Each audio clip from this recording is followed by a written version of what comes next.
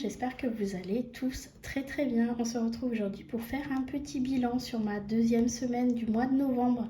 Excusez-moi pour ma voix, je suis un petit peu malade, j'ai une angine, donc voilà. Donc je suis sous antibiotiques, je sais c'est pas systématique, mais si j'en ai, c'est qu'effectivement j'en ai besoin. J'ai fait le petit test et effectivement le médecin m'a dit bah oui, là on donne des antibiotiques.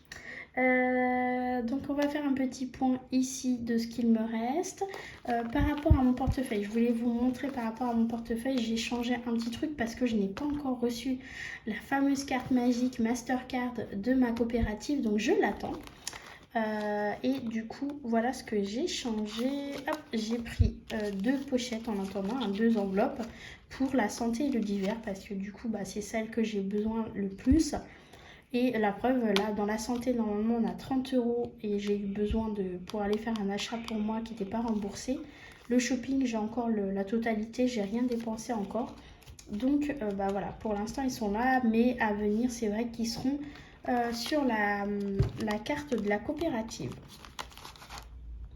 Voilà, et pour Iliam, je n'ai rien encore dépensé, hein, les sous sont ici, voilà, donc du coup ça reste là. J'ai un petit peu d'argent ici parce que j'ai fait un achat par carte bleue et que c'était de l'argent que j'avais dans une enveloppe, donc il faut que j'aille le redéposer à la banque. Et donc par rapport à mes bons d'achat, alors merci pour celle qui a vu la faute ici, hein, merci beaucoup. Donc au niveau de l'alimentation, je suis retournée faire un achat de 31,35 € à Carrefour. Donc sur les 300 € de bons d'achat Carrefour, il me reste 95,49 € et il me reste toujours les 100 € en CB. Pour Elina, sur le budget initial de 50 € bon d'achat, j'ai toujours les 35,72 €. Je n'ai pas fait d'achat sur cette deuxième semaine.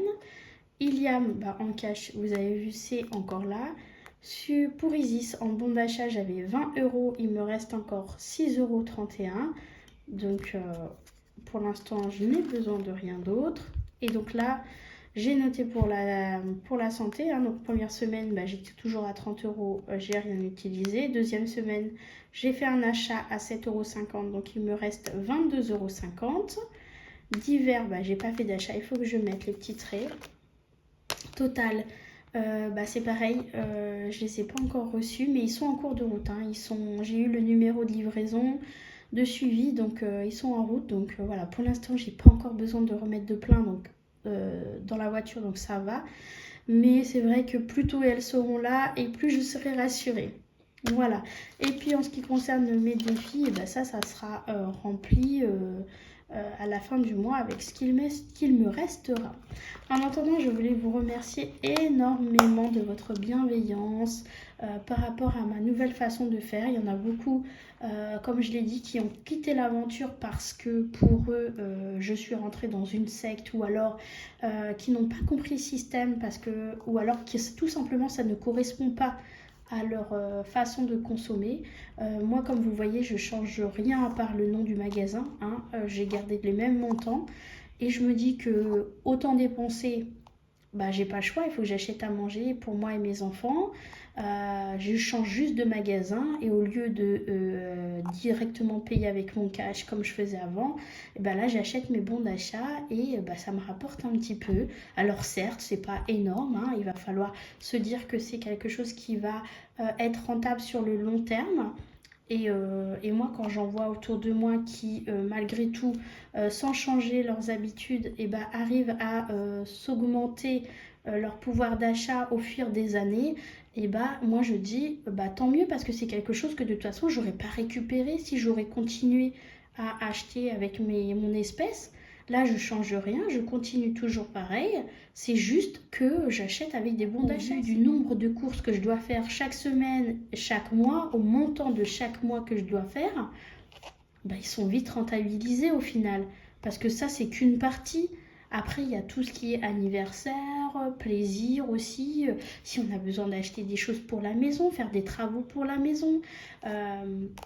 Là, vous êtes d'ailleurs, merci beaucoup, vous êtes 8 familles à m'avoir rejoint dans l'aventure au jour d'aujourd'hui de cette vidéo, hein, qui ont décidé de prendre une adhésion et de tenter l'aventure, de tester. De toute façon, oui, dans l'année, tu continues à consommer comme tu consommes là, tes courses, etc.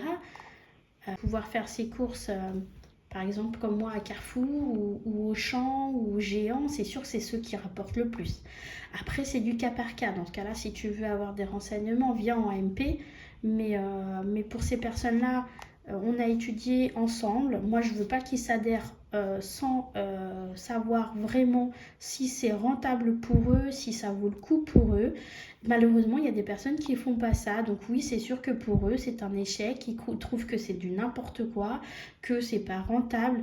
Mais on n'a pas dit qu'on allait gagner 100 € tout de suite. Non, il faut se dire que c'est sur le long terme.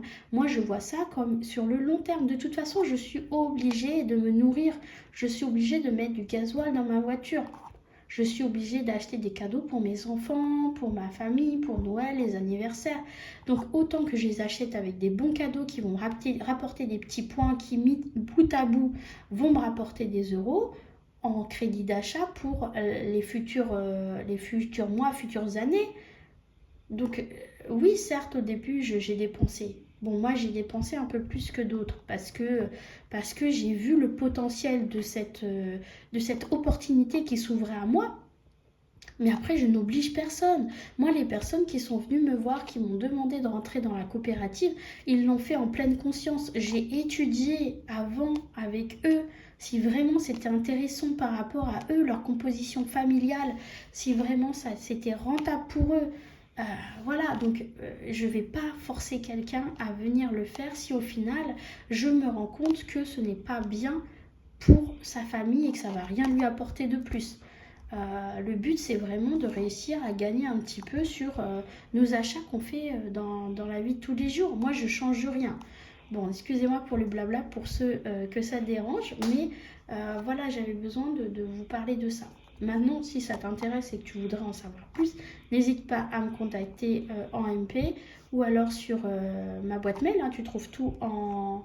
Mais je n'oblige en rien, j'étudie. J'ai fait plusieurs personnes qui m'ont demandé des renseignements et qui s'est avéré que bah non, pour eux, c'était pas intéressant de rentrer dans la coopérative parce qu'elles n'ont pas forcément un budget énorme ou alors elles utilisent beaucoup de consommation sur, par exemple, en occasion, etc. Et que, par exemple, ils n'ont pas Carrefour ou Auchan qui sont vraiment ceux qui rapportent le plus en points au niveau alimentation. Attention, alimentation. Après, voilà, pour eux, j'ai estimé que non, ce n'était pas rentable pour eux. Et comme vous le savez, depuis le début, j'essaye d'être claire avec vous, de vous dire les choses telles qu'elles sont. Je ne suis pas là pour faire rentrer du monde dans cette coopérative pour dire je fais rentrer. Non, non. Si c'est pas bénéfique encore une fois à la personne, je ne le ferai pas. Il y a plusieurs filles qui sont venues me contacter qui s'avère ce n'est pas intéressant, et ben je les ai pas parrainées tout simplement. Je vois pas l'intérêt de leur dire bah si ils rentrent, et puis qu'au final après elle va dire bon Angélique tu m'avais dit que bah non non non au final non. Donc je préfère pas qu'ils rentrent si c'est pour après pour avoir vendu du rêve en fait, voilà. Mais bon, après chacun est libre de penser comme il veut, de voir les choses comme il veut. Maintenant je sais que il y a plusieurs personnes qui ont quitté ma chaîne YouTube parce que je pense qu'ils ont été mal informés dès le départ par rapport à cette coopérative et je trouve ça dommage parce que je vois pas où on va perdre en fait. Pour moi, on peut que gagner. Et encore une fois, il faut se dire que c'est sur le long terme, c'est pas dans un mois, dans 2 mois. Si, bien sûr, tu peux, si tu vas faire des parrainages, un gogo, quoi. Mais moi, c'est pas mon but. Moi, c'est de vraiment gagner sur mes économies.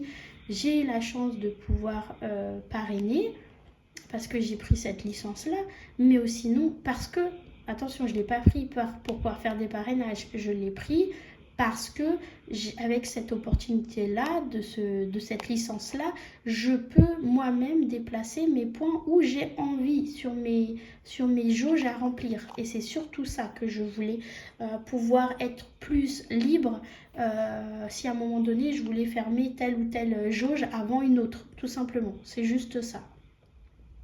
Mais bon, du coup, je peux faire des parrainages. Et donc tant mieux. Mais voilà, encore une fois, j'ai pas l'intention d'en faire mon métier, mais pas du tout, hein. Ceux qui sont venus avec moi, bah, je les remercie énormément, c'est très gentil. Mais moi, c'est surtout pour eux, pour qu'ils puissent aussi bénéficier de cette opportunité et de gagner du pouvoir d'achat. Bon, allez, j'arrête de parler avec ça, parce que je sais que ça va vous saouler pour beaucoup. Il y en a qui n'en ont rien à faire. En attendant, je vous fais des gros bisous et je vous dis à très bientôt pour mon bilan de 3e semaine du coup. Ciao, ciao!